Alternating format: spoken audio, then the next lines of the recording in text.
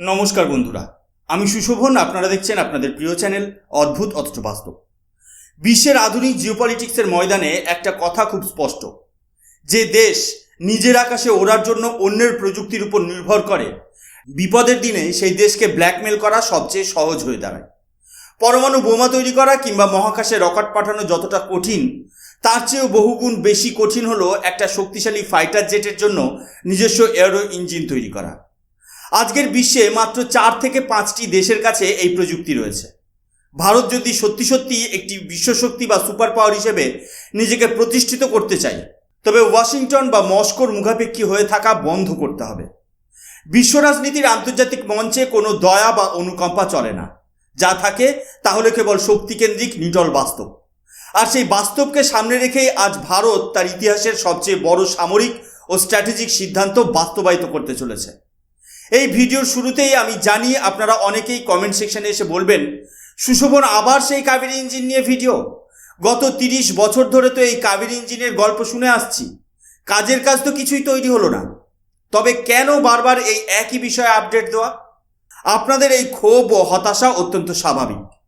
একজন নাগরিক হিসেবে দিনের পর দিন একটা প্রজেক্টের বিলম্ব দেখতে কারোরই ভালো লাগে না। কিন্তু আজ আপনাকে একটা সত্যি কথা মানতে হবে।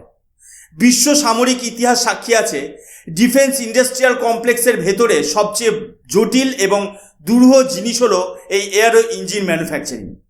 চীন বহু বিলিয়ন ডলার খরচ করেও বহু বছর পর্যন্ত রাশিয়ার ইঞ্জিনের উপর নির্ভরশীল ছিল।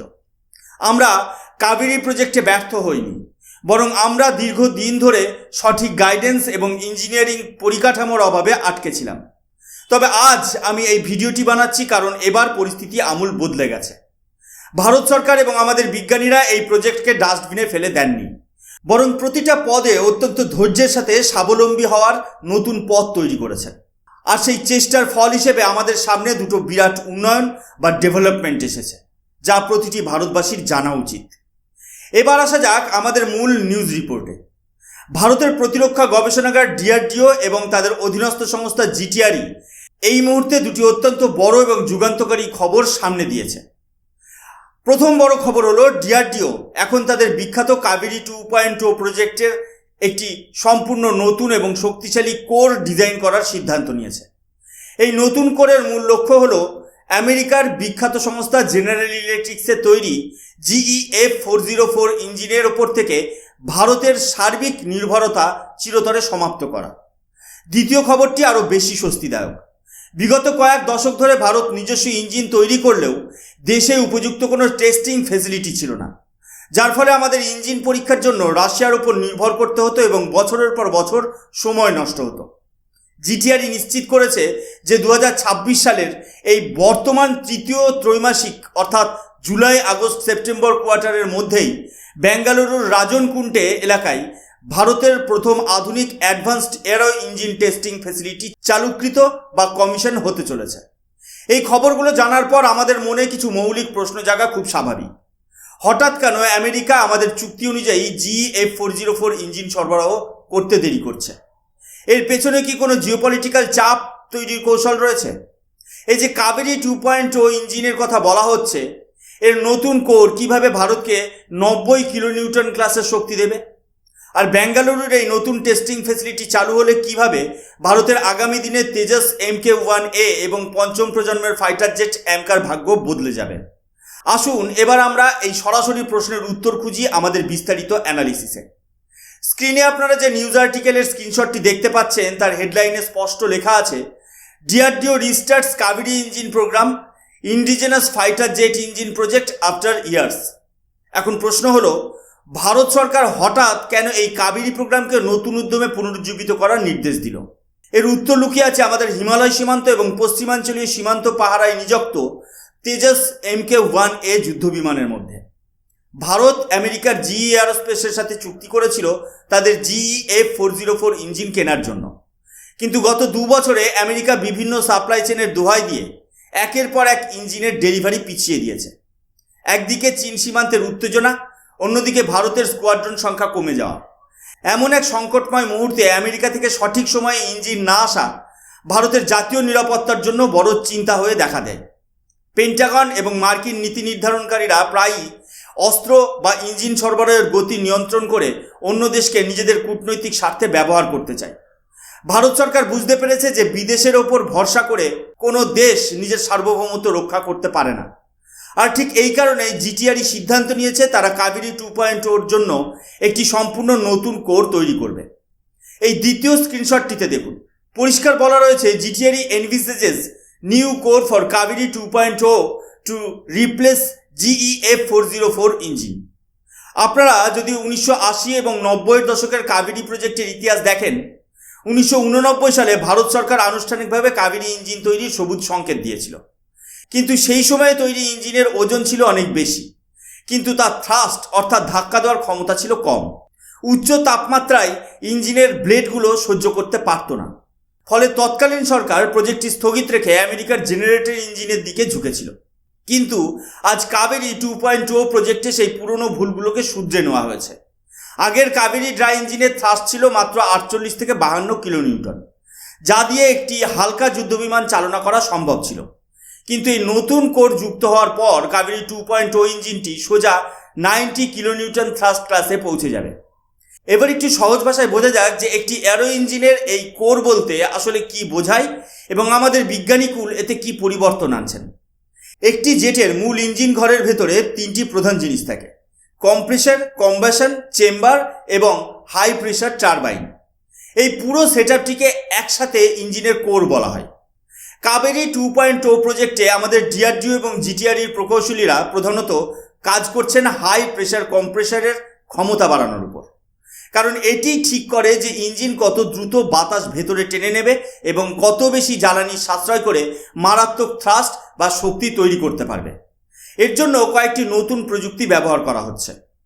আগেকার আলাদা আলাদা ব্লেড জোড়া লাগানোর ব্যবস্থার বদলে একক মেটালের তৈরি ব্লিস্ক ব্যবহার করা হচ্ছে, যা ইঞ্জিনের ওজন অনেকটাই কমিয়ে দেবে, যা বহু উচ্চ তাপমাত্রাতেও গলে যাবে না এবং দীর্ঘ সময় ধরে ফাইটার জেটকে সর্বোচ্চ গতিতে উঠতে সাহায্য করবে। উন্নত মেটালার্জি ব্যবহার করে এই থ্রাস্টকে আগের 52 কিলোনিউটন থেকে বাড়িয়ে সরাসরি 90 কিলোনিউটনে নিয়ে যাওয়া হচ্ছে। এর সহজ অর্থ হলো, এইবার এই কাবেরী 2.0 ইঞ্জিন সফলভাবে তৈরি ও টেস্ট হয়ে গেলে ভারত তার তেজস MK-1A এবং ভবিষ্যতের বহু ড্রোন কিংবা যুদ্ধবিমানে আমেরিকার GEF 404 ইঞ্জিনকে সজোরে ছুঁড়ে ফেলে দিতে পারবে। ভারত সরকার সামরিক ক্ষেত্রে আত্মনির্ভর ভারত নীতির আওতায় এই স্বাবলম্বিতা অর্জনের কোনো আপোষ করতে রাজি নয়। কিন্তু আপনারা হয়তো ভাবছেন, ইঞ্জিন তো আমরা বানিয়ে নেব, কিন্তু সেই ইঞ্জিন আমরা পরীক্ষা করব কোথায়? কারণ এতদিন ধরে কাবেরী ইঞ্জিনের বড় ট্র্যাজেডি এটাই ছিল যে আমাদের দেশের বড় কোনো টেস্ট বেড ছিল না। একটা ইঞ্জিন বানানোর পর আমাদের ছুটতে হতো রাশিয়ার গ্রোমোভ ফ্লাইট রিসার্চ ইনস্টিটিউটে। এখানে স্লট পেতে বহু বছর কেটে যেত, অতিরিক্ত কোটি কোটি টাকা খরচ হতো এবং টেকনোলজি লিক হয়ে যাওয়ার ভয় থাকতো। এই সমস্যার সমাধান করতে আজ ভারত তার নিজস্ব মাটিতে তৈরি করেছে এক মহা অস্ত্র। এই দেখুন, স্ক্রিনে দেখতে পাওয়া এই সংবাদটি ভারতের প্রতিরক্ষা খাতের চিত্র বদলে দেওয়ার খবর।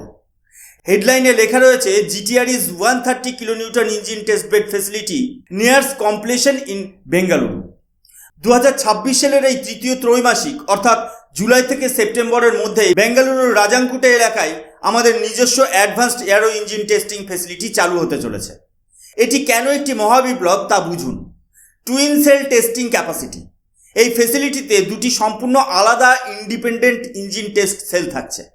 এর অর্থ হলো, একই সময়ে আমাদের বিজ্ঞানীরা একদিকে কাবেরী ড্রাই ইঞ্জিন বা কাবেরী 2.0 টেস্টিং করতে পারবেন এবং ঠিক একই মুহূর্তে দ্বিতীয় সেলে আমাদের পঞ্চম প্রজন্মের যুদ্ধবিমান অ্যামকার জন্য প্রস্তাবিত 120 থেকে 140 কিলোনিউটন থ্রাস্টের ইঞ্জিনের গ্রাউন্ড টেস্ট চালাতে পারবেন।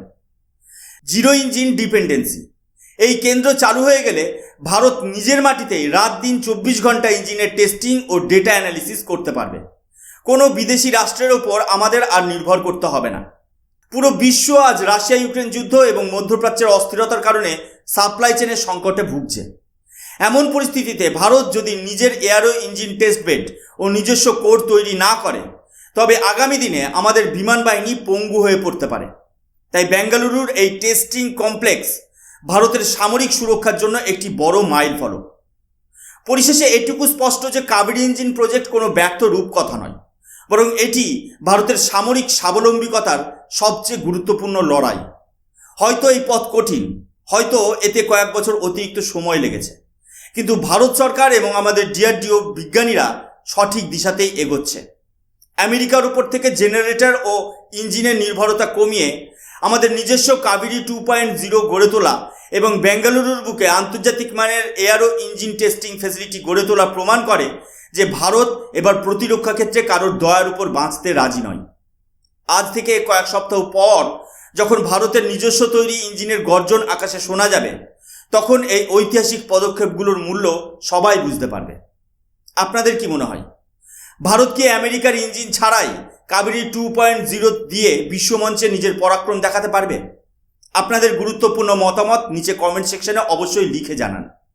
ভিডিওটি ভালো লাগলে লাইক করুন, বন্ধুদের সাথে শেয়ার করুন এবং এই ধরনের আন্তর্জাতিক রাজনীতি ও সামরিক বিশ্লেষণের বস্তুনিষ্ঠ খবর পেতে অদ্ভুত অথচ বাস্তব চ্যানেলটিকে সাবস্ক্রাইব করে পাশে থাকুন। আমি সুশোভন আজকের মতো এখানেই শেষ করছি। দেখা হবে পরবর্তী ভিডিওতে। ততক্ষণ পর্যন্ত ভালো থাকবেন, সুস্থ থাকবেন। জয় হিন্দ, বন্দে মাতরম, ভারত মাতা কি জয়।